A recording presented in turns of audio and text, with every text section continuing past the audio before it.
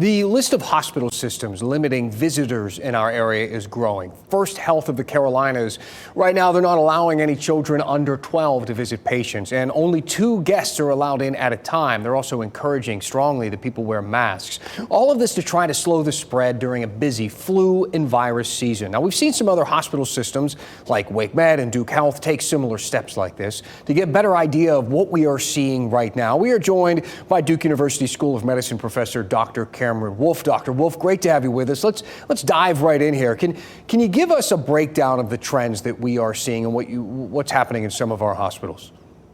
Yeah, thanks for the invitation. I'm sure all of our hospitals across the district are really feeling the same thing. We started noticing a pretty sharp increase maybe about 2 weeks ago, but I think really in the last week or so, it's been quite a steady flow, sadly, of patients into the urgent cares and emergency rooms locally. And that reflects a lot of changes across the state and frankly, much of the Southeast that have seen fairly sharp increases in flu. We kind of predicted this would happen because we've had a different strain of influenza this season.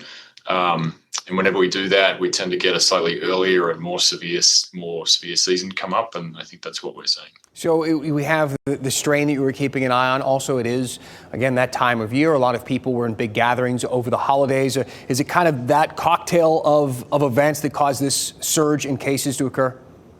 Yeah, I think that's right. I mean, I think you've got a new strain with the people have not seen before. So, your immune system is not as familiar with that. And whenever we get into winter, when flu circulates, what do we do? But we, of course, congregate and travel around Christmas and impending New Year holidays.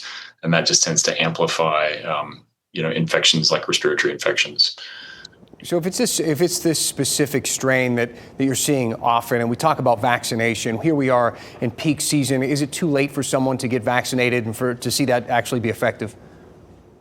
No, I don't think so, for a couple of reasons. Obviously we like people to be vaccinated early on if they can, but I would say that when we do see a new strain, that tends to actually linger a little bit longer in terms of the length of a season. So I think if someone gets a vaccine now, if you're ahead of travel plans or meeting people, it's probably going to have many, many weeks still of effect. I think the other thing to say is we tend to forget that, a vaccine, even if not perfect at preventing flu, certainly prevents severe flu really effectively. When we look at our patients who come into the intensive care, they're almost always people who are not vaccinated or people who are immunosuppressed or at severe risk. So I think there is something to be still said for it. If folks wanted to, you've probably got a week or two where I think you're still getting some good bang for the buck there. All right, vaccinations will help. Hand washing also, we always got to put that in there, make sure that people are taking those simple steps as well. Doctor, appreciate you being with us here tonight and giving us some information. Thanks so much.